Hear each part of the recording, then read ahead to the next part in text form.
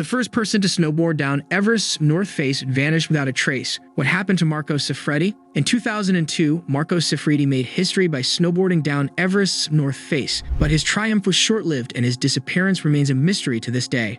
One of the great mysteries of Mount Everest, one you probably never heard of before, involves a French snowboarder who is credited with being the first person to snowboard from the top of the iconic mountain, the tallest on Earth.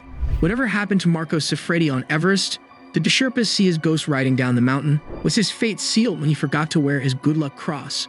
In 2001, the Frenchman Marco Siffredi, at the age of 22, entered the history of mountaineering.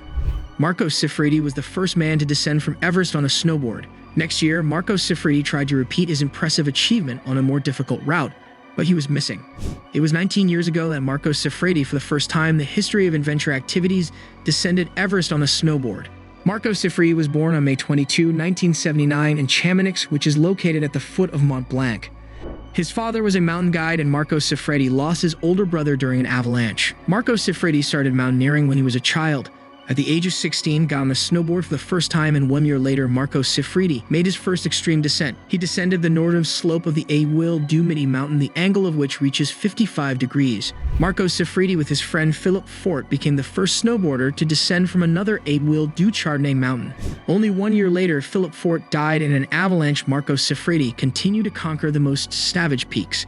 He descended the Aigle Vert mountain from the Mont Blanc glacier, where the angle of inclination reaches 65 degrees. The north face of Everest is one of the most dangerous places on Earth. This is the story of the first person to attempt to snowboard down it and what happened next. Marco Siffredi conquered almost all the most difficult mountains in the Alps and also descended from Miti Tokyarahu in Peru. Marco Siffredi in 1999 went down on a snowboard from Mount Dorje-Lakba. Marco Siffredi was seriously dreaming about summiting Everest. Before him, nobody had ever descended Everest on a snowboard. Marco Siffredi first tried descending Cho-Oyu as a test, and he was successful. Then Marco Siffredi managed to descend Shishibangma because of its strong wind. In the spring of 2001, Marco Siffredi climbed Everest. Marco Siffredi decided to descend the Hornbein Corridor, but because of too little snow, he had to take a fallback and go down the sidelines of Morton. At the very beginning of the descent, Marco Siffredi was in serious trouble. Because of too cold weather, fasteners broke on his board. He was lucky that his Sherpa managed to fix everything. Marco Siffredi went down 1850 meters down a steep slope of 45 degrees. Then Marco took a rest for about an hour and continued on his way.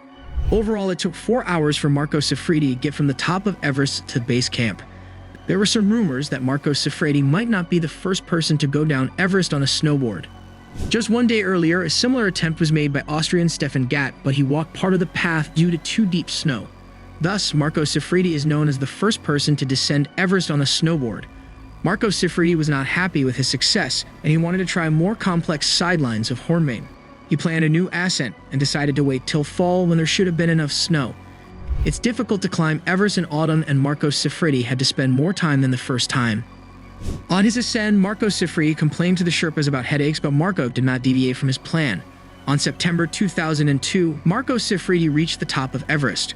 Weather conditions were extremely bad, and the Sherpas tried to dissuade Marco Siffredi from executing his plan, but he was adamant. He just started descending, and since then, no one saw him anymore. Marco Siffredi, known for making several first descents of big peaks on a snowboard, while wearing his cross, had already conquered Everest. Even his body was not found.